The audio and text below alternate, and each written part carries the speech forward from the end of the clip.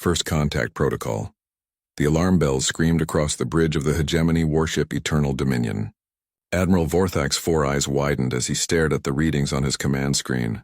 Something had just appeared at the edge of their space. Something that should not exist. Report.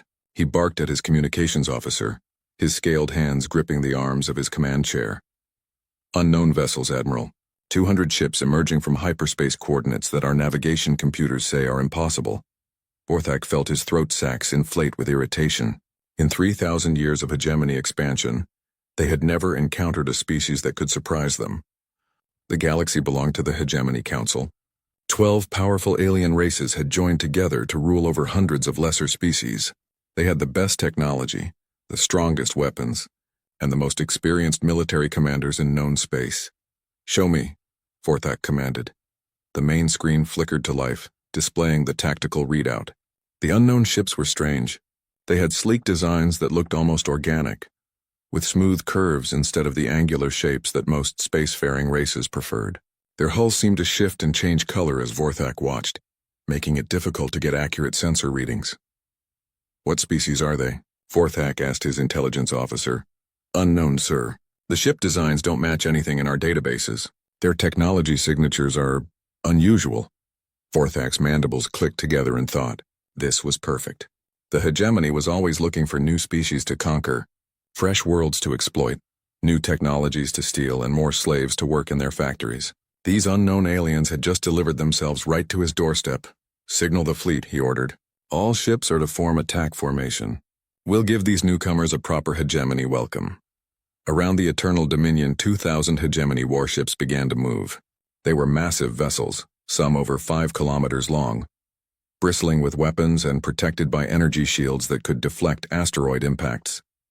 The combined firepower of the fleet could crack a planet's crust or boil away an ocean. Vorthak opened a communication channel to the unknown ships. His voice carried the arrogance of a species that had never known defeat. "Unknown vessels, you have entered hegemony space without permission. Surrender immediately and prepare to be boarded. Resistance will result in your complete destruction." For a long moment there was only silence. Then a voice responded. It spoke in perfect hegemony standard, though the accent was strange. The voice belonged to a female, which surprised Vorthak. Most civilized species didn't let females command military vessels. "This is Commander Sarah Chen of the Human First Expeditionary Fleet. We are explorers, not conquerors. We suggest you reconsider your hostile posture." Vorthak laughed, a sound like grinding metal. "Humans? Never heard of you. And I don't take suggestions from prey species. Last chance to surrender." "I see," came the calm reply. "Then perhaps a demonstration is in order." That was when everything went wrong. The human ships moved faster than anything Vorthak had ever seen. One moment they were holding position at the edge of sensor range. The next they were scattered throughout his formation, weaving between his massive warships like insects dancing around sleeping giants. "Fire! Fire everything!" Vorthak screamed. His gunners tried. The hegemony ships unleashed torrents of plasma fire, particle beams, and antimatter torpedoes. Enough firepower to level a city struck the space where the human ships had been. But they weren't there anymore. The human vessels seemed to flicker in and out of existence. Sensors would lock onto them for a split second, then lose them completely. When they reappeared, they were somewhere else entirely, usually behind a hegemony ship that was suddenly erupting in explosions. "How are they doing this?" Vorthak demanded. His science officer's voice was shaking. "I don't know, sir. Their ships appear to be using some kind of quantum displacement technology. They're not moving through normal space. They're stepping outside of it." A human ship materialized directly in front of the Eternal Dominion. It was tiny compared to Vorthak's flagship, no bigger than a hegemony fighter craft.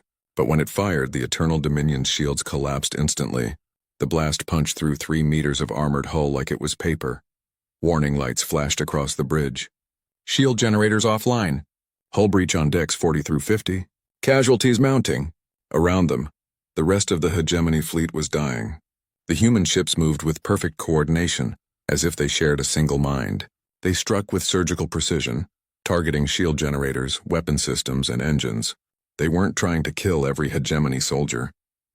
They were demonstrating their complete superiority. A massive hegemony dreadnought, the pride of the Zephyrian Navy, suddenly went dark.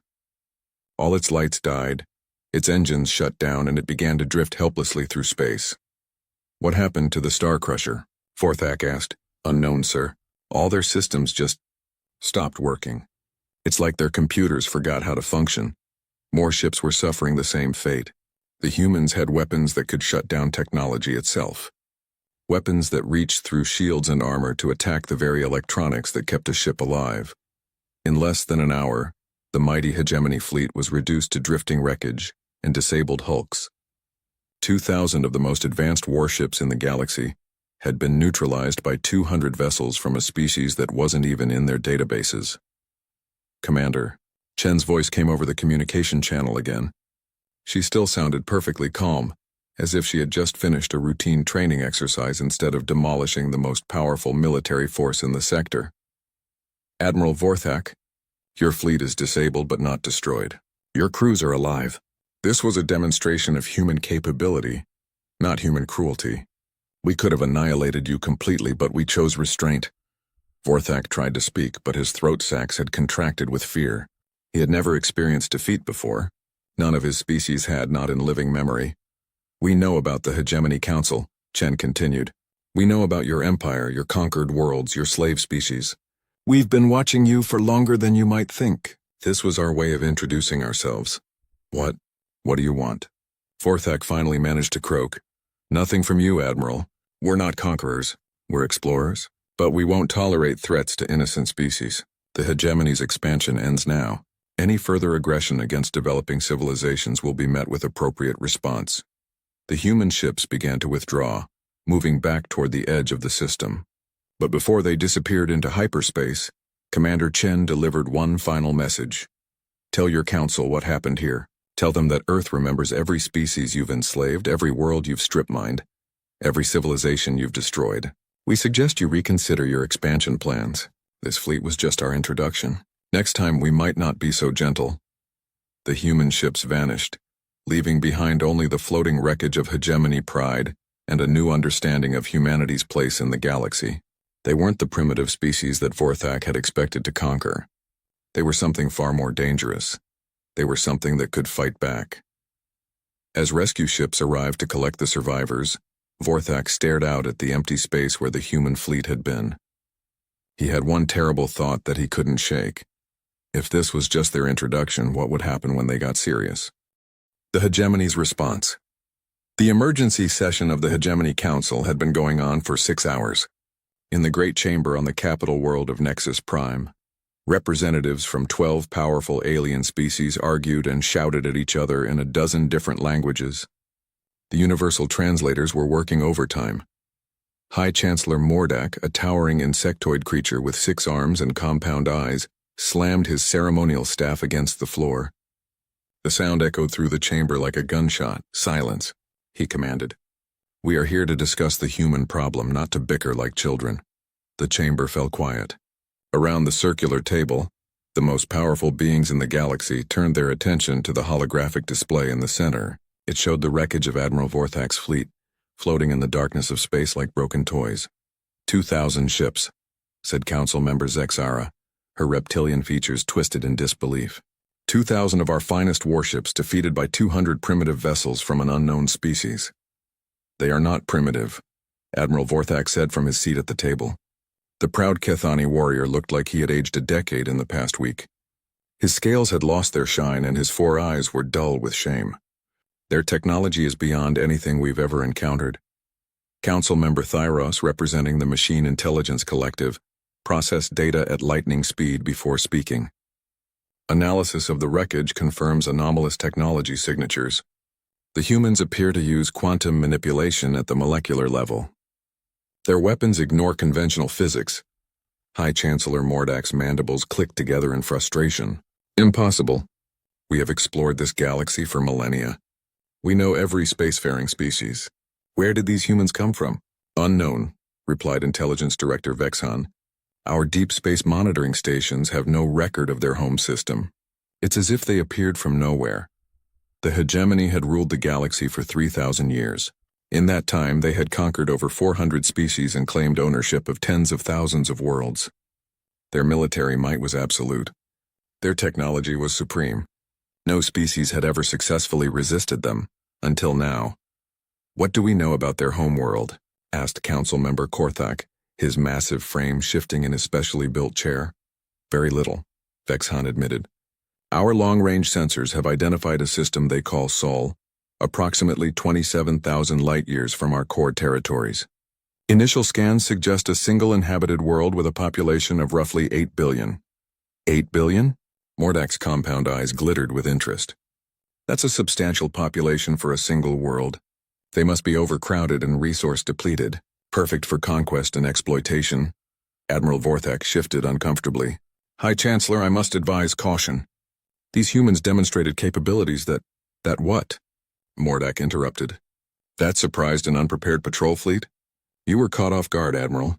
That won't happen again."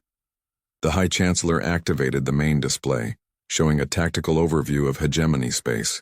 Red dots marked the positions of military bases, shipyards, and fortress worlds. The display was overwhelming in its scope. "The humans caught us by surprise once," Mordak declared. "But surprise only works when your enemy doesn't know it's coming. We will mobilize the largest military force in galactic history. Every member species will contribute their finest warships. We will assemble a fleet so massive that it will blot out the stars." Around the table, the council members nodded in agreement. This was what the hegemony did best. When faced with resistance, they applied overwhelming force. It had worked against every other species in the galaxy. "How many ships?" asked Admiral Tharek, the hegemony's supreme military commander. 50,000, Mordak replied without hesitation. "The combined might of our entire military. Every battleship, every carrier, every dreadnought. We will teach these humans what it means to threaten the hegemony." The mobilization began immediately. Across 12 homeworlds and hundreds of colonies, the call went out. Every spacefaring vessel capable of mounting weapons was pressed into service. Military academies graduated their cadets early. Shipyards worked around the clock to outfit civilian vessels with armor and guns. The species of the hegemony might argue about politics and territory, but they all agreed on one thing: no primitive upstart race would be allowed to threaten their dominance. Admiral Vextar of the Zephyrian Empire was chosen to lead the Grand Armada. He was a veteran of 50 campaigns, a brilliant tactician who had never lost a battle. His flagship, the Galaxy's Edge, was a mobile fortress armed with weapons that could crack a moon in half. As the massive fleet assembled in the Nexus system, beings across the galaxy watched in awe. The combined armada stretched for millions of kilometers through space. The smallest ships were the size of cities. The largest were mobile worlds, bristling with enough firepower to sterilize entire star systems. "This is excessive," Admiral Vorthak said privately to Vextar as they stood on the bridge of the Galaxy's Edge. "The humans demonstrated restraint in our first encounter." "Perhaps diplomacy." "Diplomacy is for equals," Vextar replied coldly. "These humans will learn their place in the galactic order. Beneath us." The journey to Earth took 3 weeks.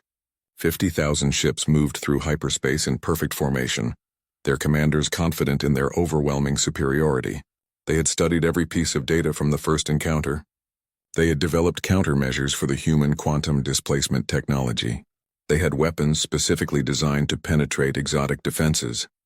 When they emerged from hyperspace at the edge of the Sol system, they expected to find a single blue world orbiting a yellow star. What they found instead changed everything. "Report," Vextar commanded as alarms began sounding across his bridge. "Sir, I'm reading massive artificial structures throughout the system. Orbital platforms around the third planet, space stations the size of moons, and sir, the shipyards." The main screen showed Earth in the distance, but it was barely visible through the massive orbital infrastructure surrounding it.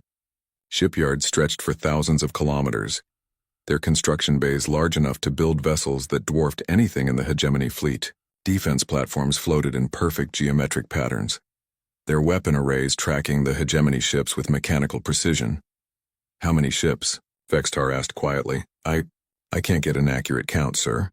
The orbital facilities are blocking our sensors. But sir, some of those structures are larger than our biggest dreadnoughts." Vextar's confidence began to crack. This wasn't the primitive world they had expected. This was a fortress system that made their core worlds look like frontier outposts. "Signal the fleet," he ordered. "All ships are to maintain formation and advance on the third planet." We'll overwhelm their defenses with concentrated firepower. But as the hegemony armada moved deeper into the system, something impossible happened. The orbital platforms began to fire. The beams that lanced out from Earth's defenses weren't like any weapon the hegemony had ever seen. They moved faster than light itself, striking targets before the energy signatures even registered on sensors. When they hit hegemony ships, the results were catastrophic. A Kethani battleship simply vanished, consumed by a beam of pure annihilation. A Therian carrier fleet disintegrated as exotic particles ate through their hulls at the molecular level. The Zephyrian heavy cruiser Stormlord was hit by something that aged its hull 10,000 years in an instant, turning advanced alloys into cosmic dust. Shields. Get the shields up, Vextar screamed. They're not working, sir. The beams are passing through them like they don't exist. Around them, 50,000 of the most powerful warships in the galaxy were being systematically destroyed by weapons that shouldn't exist. The humans weren't even using ships. Their planetary defenses alone were more powerful than the combined might of the hegemony. In less than an hour, the greatest military force in galactic history was reduced to floating debris. Vextar found himself alone on the bridge of his dying flagship, watching as his life support systems failed one by one. A human voice came over the communication system. It was calm, almost gentle. "This is Earth Defense Command. The few surviving vessels are free to return home. Consider this our second demonstration. Next time, we might not be so understanding." As his ship's emergency systems carried him toward the edge of the system, Vextar had one terrible realization. They had just attacked the wrong species. The revelation, Doctor? Cathara had been working in the deep archives for 18 hours straight. Her 4 eyes burned from staring at ancient texts, and her tentacles ached from manipulating the delicate scanning equipment. But she couldn't stop. Not when she was so close to an answer. The destruction of the Great Armada had shaken the hegemony to its core. 50,000 ships gone in an hour. The most powerful military force in galactic history had been swatted aside like insects by a species that wasn't even supposed to exist. The surviving officers told impossible stories. Weapons that ignored the laws of physics. Defenses that aged matter itself. Technology that seemed almost like magic to even the most advanced hegemony scientists. As the hegemony's chief xenoarchaeologist, Cathara had been given access to the oldest records in the galaxy. Documents that predated the rise of the current galactic civilization by millions of years. Most of her colleagues dismissed these ancient texts as mythology, but Cathara had always believed that truth could be found in the oldest stories. She pulled up another file on her workstation. This one was written in Old Therian, a dead language that only a few scholars still understood. The text was damaged, with whole sections missing, but what remained made her blood run cold. And so the builders departed, leaving behind empty worlds and sleeping machines. But the ancient prophecies speak of their return, when the galaxy forgets its place and chaos threatens the order they established. In that day, the sons and daughters of the builders will emerge from their exile, and the pretenders will remember who the true masters are. Cathara's tentacles trembled as she accessed the next document. This one was even older, carved into stone tablets found on a dead world at the galaxy's edge. The symbols were so ancient that the universal translator could barely make sense of them. The first ones walk between the stars as easily as others walk between rooms. Space bends to their will. Time flows at their command. Matter obeys their wishes. They are the architects of reality, the shapers of worlds, the masters of the quantum foam. She had been finding references like this for hours, scattered across dozens of different worlds, written by species that had died out millions of years before the hegemony was even formed. All of them spoke of the same thing: the builders. The first ones, the masters of technology so advanced that it seemed like divine power to lesser beings. Cathara pulled up the sensor data from the human encounter. The quantum displacement signatures, the reality-altering weapons, the technology that operated outside known physics. She ran it through her analysis programs, comparing it to the ancient descriptions. The match was perfect. Her communication device chimed. She answered it without looking away from her screens. "Dr. Cathara?" The voice belonged to her assistant, Veltum. "You need to see this. We're getting reports from the border systems. Human ships have been spotted." "How many ships?" Cathara asked. "That's just it, Doctor. It's not a fleet. It's just a few ships, but they're different. They're not like the vessels that destroyed our armada. These ones are smaller, sleeker. And doctor, they're not using hyperspace. They're just appearing. Kithara felt her hearts racing. Send me the sensor data immediately. The files arrived within minutes. Kithara studied the readings with growing excitement and terror. The human ships weren't moving through normal space at all. They were phasing in and out of reality itself, stepping between dimensions like beings from myth, just like the ancient texts described. Her hands shook as she opened a secure channel to the Hegemony Council.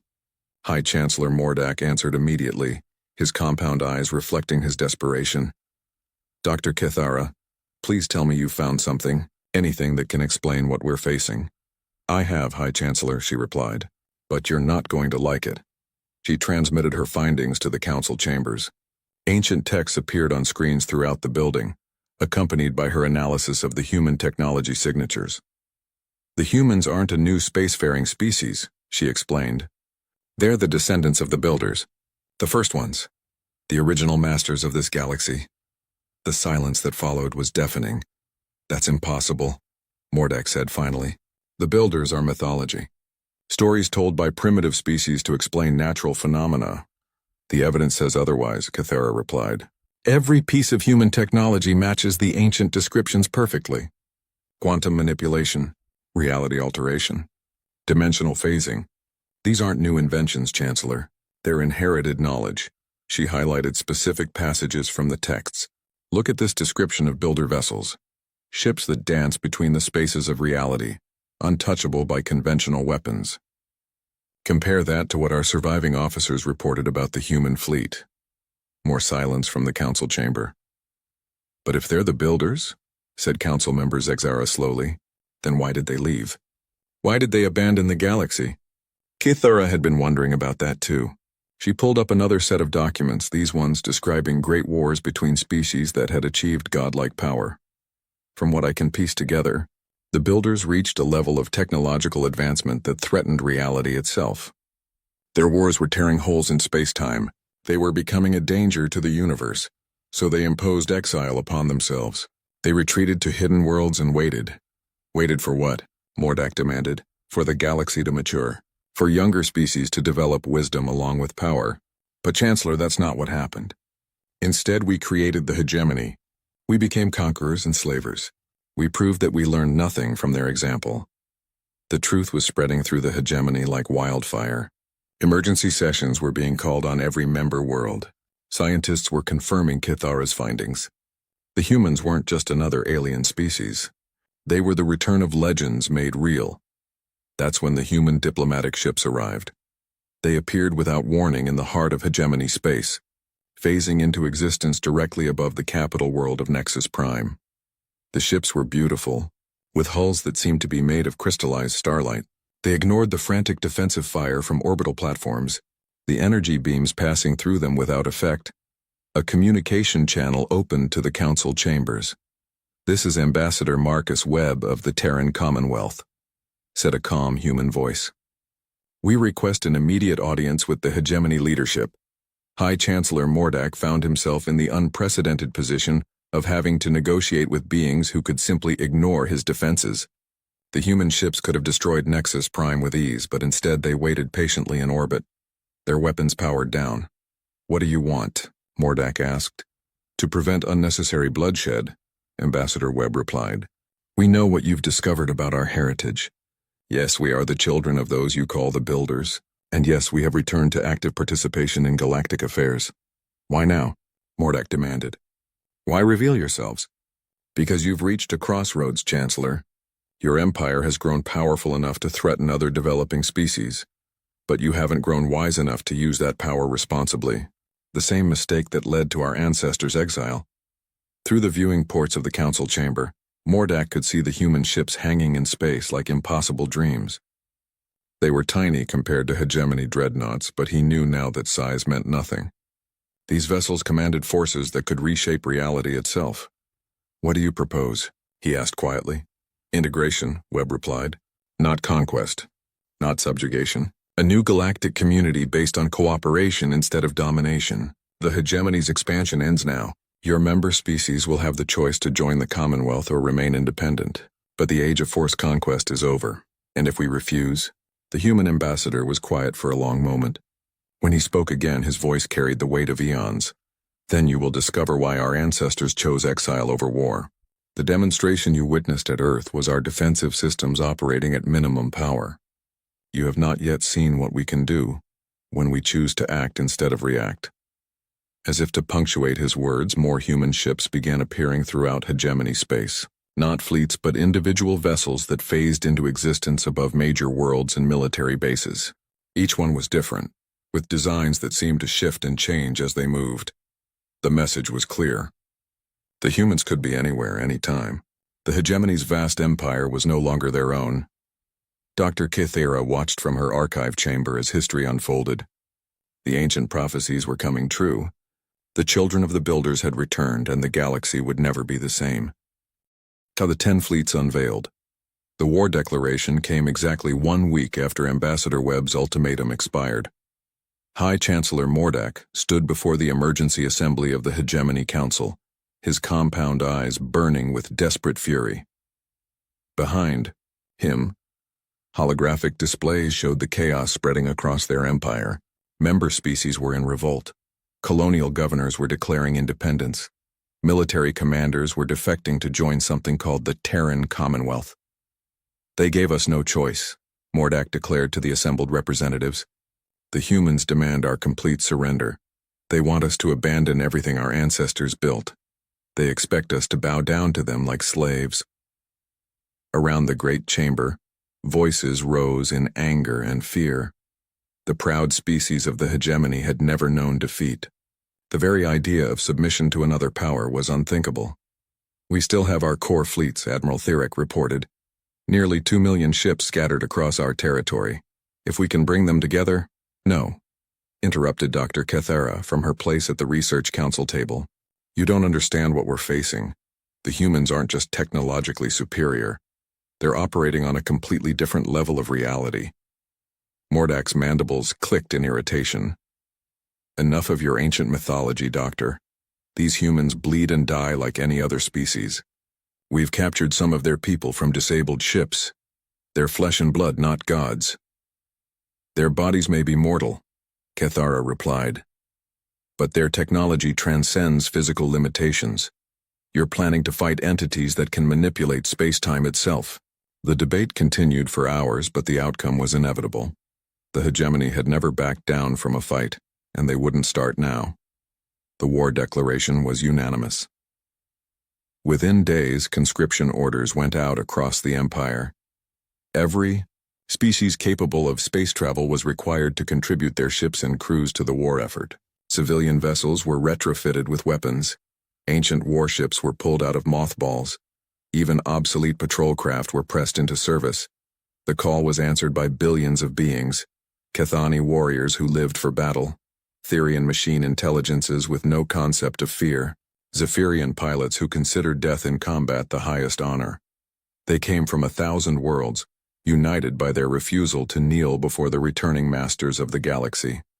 Admiral Thirek took command of the greatest military force ever assembled. 5 million ships of every class and configuration, dreadnoughts that could shatter planets, carrier fleets with fighter squadrons numbering in the millions, support vessels carrying enough ammunition to wage war for decades. This is it, Thirek announced to his assembled fleet commanders. The final battle for the future of our civilization. We may be outgunned, but we are not outnumbered. For every human ship, we have 1,000. Today we show these ancient pretenders that the galaxy belongs to us now. The massive armada began its advance toward human space, confident that sheer numbers would overcome even the most advanced technology. They moved in formation through hyperspace, their combined mass creating gravitational distortions that could be detected from star systems away. But when they emerged from hyperspace at the coordinates where Earth's solar system should have been, they found only empty space. Navigation error? Thirek demanded. No, sir, his helmsman replied, checking and rechecking his instruments. These are the correct coordinates, but there's no star, no planets, nothing. Thirek felt the first touch of real fear. A star system didn't just disappear. Even with their advanced technology, the humans couldn't have moved an entire solar system. Could they? "Sir," called his sensor officer, "I'm detecting massive spatial distortions throughout this region. It's like reality itself is unstable." That's when the first human fleet appeared. It didn't emerge from hyperspace like a normal fleet. Instead, it seemed to unfold from dimensions that shouldn't exist. Ships materialized out of nothingness, their hulls gleaming with energy patterns that hurt to look at directly. "Ghost Fleet," came a calm voice over the communication channels. "Designation, stealth and infiltration. You are trespassing in Commonwealth space." The human ships were unlike anything the hegemony had seen before. They flickered in and out of visible existence, phasing between dimensions. When hegemony weapons fired at them, the energy beams passed harmlessly through empty space. But the human return fire was devastatingly real. Invisible weapons reached out to touch hegemony ships, and wherever they struck, the vessels simply ceased to exist. Not destroyed, not vaporized. They were erased from reality as if they had never been built. "All ships, evasive maneuvers," Thirek ordered. "Concentrate fire on—" He never finished the sentence. A second human fleet had appeared behind them. This one was different. Massive ships that dwarfed even the largest hegemony dreadnoughts. Their hulls were black as space itself, and strange energies crackled between weapon arrays that defied description. "Titan Fleet," announced another voice. "Designation, World Crackers. Stand down immediately or face complete annihilation." Admiral Thirek had commanded fleets for over a century. He had seen weapons that could melt continents and shields that could deflect stellar radiation. But nothing, in his experience, had prepared him for what the Titan Fleet unleashed.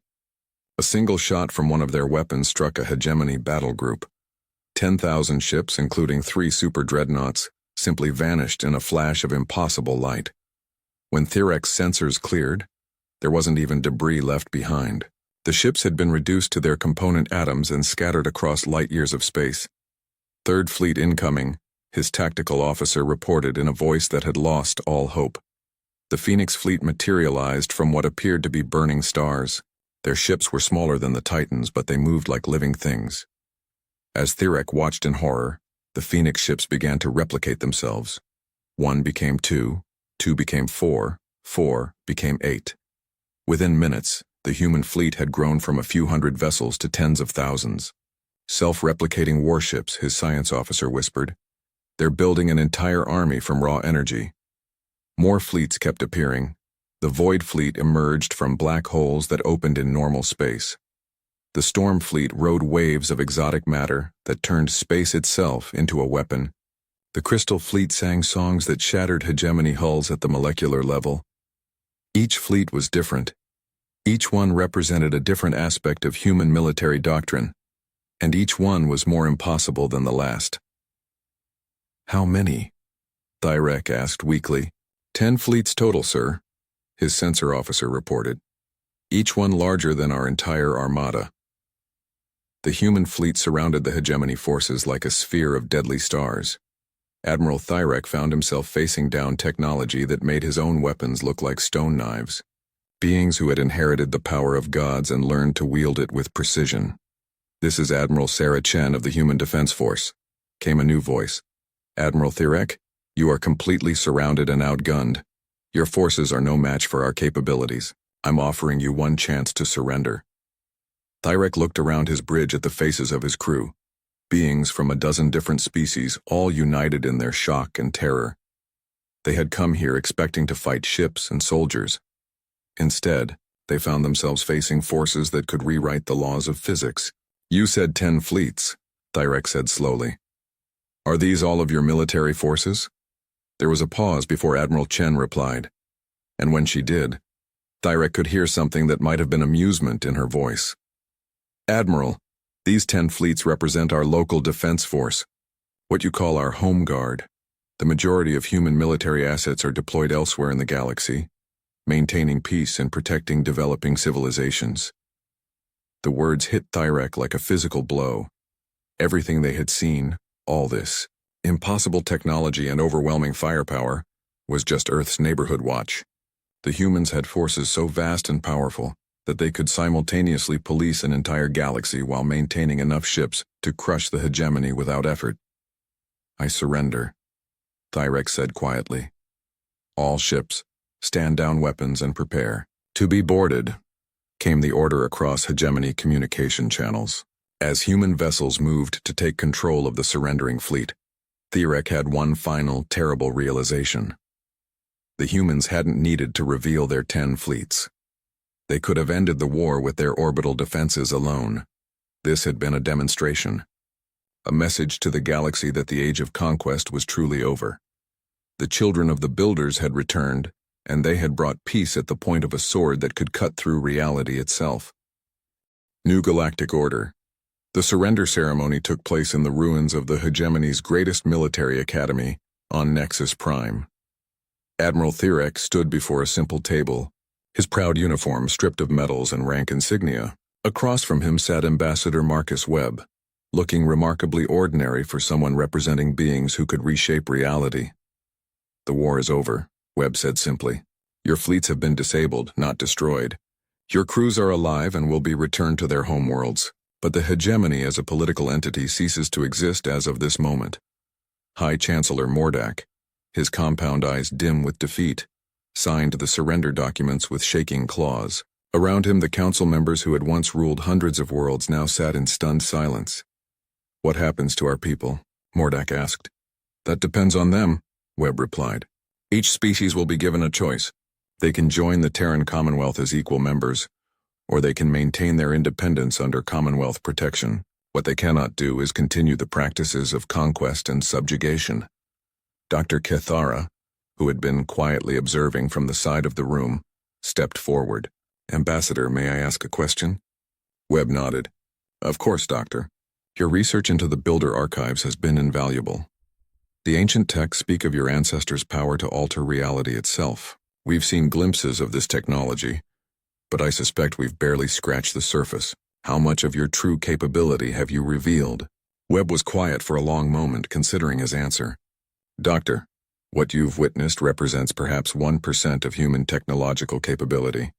The fleets that defeated your armada were equipped with what we consider basic defensive systems." The words fell like stones into a silent pool. Even after everything they had seen, the humans had been holding back. "Then why?" Mordak demanded. "If you have such power, why not simply impose your will on the galaxy? Why offer choices and negotiations? Because power without wisdom is exactly what led to our ancestors' exile," Webb explained. "They became so advanced that they nearly destroyed the universe itself with their wars. We inherited their knowledge, but we also learned from their mistakes." He gestured to a wall display showing star charts of the galaxy. "Humans could have returned centuries ago and simply taken control. We chose instead to watch and wait, hoping that younger species would develop the wisdom to use power responsibly. When we saw the hegemony expanding through conquest and slavery, we knew it was time to intervene." Over the following weeks, the transformation began. Human ships appeared throughout former hegemony space, but they came bearing aid rather than weapons. Medical vessels brought cures for diseases that had plagued species for millennia. Engineering ships provided clean energy technology that ended resource wars overnight. Agricultural vessels shared knowledge that could feed entire worlds. The conquered species of the former hegemony were given a choice that many of them had never expected to receive: freedom. On the industrial world of Carthax, where the Therian machines had enslaved biological workers for generations, human mediators helped negotiate the release of billions of sentient beings. The Therians, faced with proof that biological and artificial intelligence could coexist peacefully, agreed to abandon their practices of organic servitude. On the mining colonies of the Zephyrian Empire, human terraforming technology restored worlds that had been strip-mined to barren rock. Former slaves found themselves the owners of fertile planets, supported by Commonwealth resources as they built new societies. The process wasn't always smooth. Some species, particularly the more aggressive members of the former hegemony, resisted the changes. The Cathani warrior caste declared that they would rather die than submit to human authority. The human response was typically unexpected. Instead of crushing the Cathani resistance, the Commonwealth offered them a different path. Human military advisors helped establish the Cathani Honor Guard, an elite force dedicated to protecting smaller species from external threats. The warriors found purpose in their traditional role as fighters, but now they served as protectors rather than conquerors. Dr. Cathara was appointed as the first director of the Galactic Archive Project, a massive effort to preserve and study the history of all known species. Working with human scholars, she began to piece together a more complete picture of galactic history. "It's remarkable," she told Ambassador Webb during one of their regular meetings. "The ancient texts were right about everything. Your ancestors really did shape the fundamental structure of this galaxy, the hyperspace routes we use, the stable zones where civilizations developed, even the distribution of habitable worlds. All of it was planned," Webb nodded. "The builders were gardeners as much as they were engineers. They seeded the galaxy with the potential for life and intelligence, then stepped back to let it grow naturally." "But you're back now," Cathara observed. "What does that mean for the future?" "It means we've entered a new phase of galactic development," Webb explained. "The Commonwealth isn't an empire in the traditional sense. We're more like shepherds. Our role is to guide and protect, not to rule." The proof of this philosophy became evident as the months passed. Human technology spread throughout the galaxy, but always with education and understanding rather than dependence. Species that joined the Commonwealth weren't absorbed into human culture. Instead, they were encouraged to develop their own unique contributions to galactic civilization. The Therian machine intelligences became master architects, designing space habitats that could house millions of beings in perfect harmony. The artistic Veltari created beauty that moved beings to tears across species barriers. The methodical Korthani became the galaxy's finest teachers, spreading knowledge with infinite patience. But perhaps the most remarkable change was in humanity itself. During a state visit to the Commonwealth capital on New Geneva, Dr. Cathara was given a tour of human civilization. What she saw defied her expectations entirely. Human society had evolved far beyond anything she could have imagined. Their cities floated in space, connected by streams of light that carried matter and energy instantaneously across vast distances. Their people lived for centuries, their bodies enhanced by technology that made them stronger, smarter, and more resilient while keeping them fundamentally human. "This is just one of our core worlds," explained her guide, a woman named Elena Santos who appeared to be in her 30s but claimed to be over 400 years old. "We have thousands of colonies, many of them in dimensions parallel to this one." They visited research stations where human scientists worked to understand the deepest mysteries of existence. Art galleries where creators used controlled black holes as paintbrushes. Schools where children learned to manipulate matter at the atomic level as easily as their ancestors had learned to write. "How long have you been this advanced?" Cathara asked. "We began our expansion beyond normal space-time about 3,000 years ago," Elena replied. "Around the same time the hegemony was forming, actually. We've been watching your development ever since." "And the 10 fleets that ended the war?" Elena smiled. "Those were training vessels. Ships we used to teach our children basic defensive techniques." The revelation was staggering. Everything the hegemony had seen, all the impossible technology and overwhelming power, had been the equivalent of a school exercise for human civilization. As Cathara's tour continued, she began to understand the true scope of human achievement. They had colonies in other galaxies connected by pathways that bypassed normal space entirely. They had learned to communicate with the fundamental forces of the universe. They had achieved a form of immortality that preserved consciousness across multiple incarnations. And yet, for all their godlike power, they remained remarkably human. They laughed and loved and dreamed just like any other species. They struggled with questions of meaning and purpose. They made mistakes and learned from them. "Why reveal all this to me?" Cathara asked as their tour concluded. "Because someone needs to record it," Elena replied. "The galaxy is entering a new age, Doctor. An age where the impossible becomes routine, where species work together instead of fighting each other, where the promise of the ancient builders is finally fulfilled." "And what comes after that?" Elena gazed out at the stars visible through the transparent walls of the station. "After that, Doctor, we take the next step.